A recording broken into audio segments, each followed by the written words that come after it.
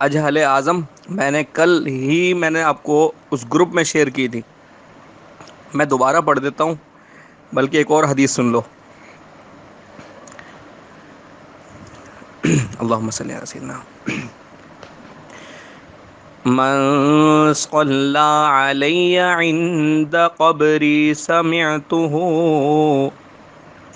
ومن صلی ناعیا ابلغته او کما قال النبی صلی اللہ علیہ وسلم۔ ترجمہ آتا ہے یا خود کروں میں؟ اگر ترجمہ نہیں آتا تو بتا دینا، میں کر دوں گا۔ گروپ کے تمامی سامعین و حاضرین، دیوبندی دربھنگی ندیم پاکستانی جو خود کے آئی ڈی پہ قاری لکھا ہوا ہے، جن کے آئی ڈی کے آئیکن پر گلاب کا پھول لگا ہوا ہے، اس مولوی کی جہالت ان کے گھر سے ثابت۔ اس نے آڈیو میں ایک حدیث 2 دن کی محنت و مشقت کے بعد پڑھی، وہ بھی غلط پڑھی۔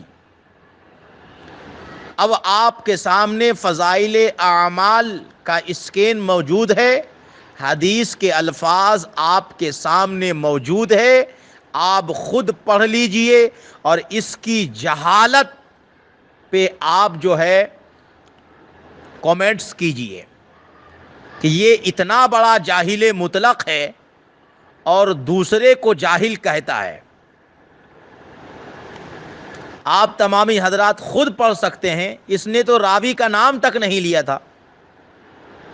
ان ابی ہریرہ رضی اللہ عنہ قال قال رسول اللہ صلی اللہ علیہ وسلم من صلی علی عند قبری سمعتہ ومن صلی علی نائیا ابلغتہ۔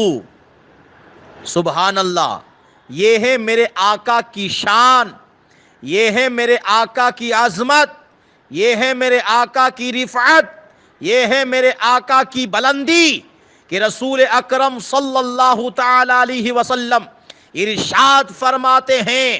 حضرت ابو ہریرہ اس حدیث کے راوی ہیں، وہ فرماتے ہیں کہ رسول اکرم نے ارشاد فرمایا، تم میں سے جو بھی کوئی بندہ میرے قبر کے پاس سے مجھ پر درود پڑھے گا، میں اس کو سنتا ہوں۔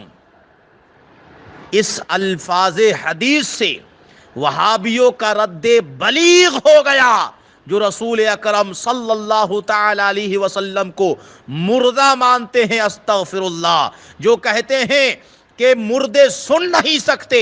ایک تو رسول اکرم کو مردہ مانتے ہیں، یہ پہلی گستاخی۔ دوسری گستاخی یہ کہ سن نہیں سکتے، یہ دوسری گستاخی، جبکہ رسول اکرم خود فرما رہے ہیں میں سنتا ہوں۔ سبحان اللہ۔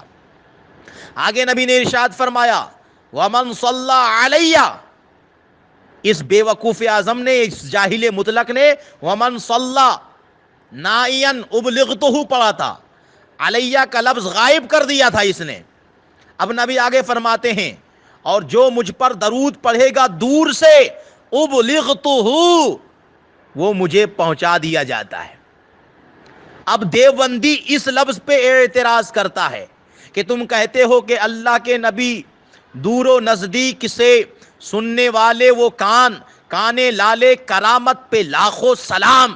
تو اگر نبی دور و نزدیک سے سنتے ہیں تو پھر نبی کی بارگاہ میں پہنچانے کا کیا مطلب ہے؟ تو میں دیوبندیوں کو جواب دیتا ہوں، ارے دیوبندیوں، تمہارے پاس عقل ہوتی تو خدا سے لڑائی نہ لیتے۔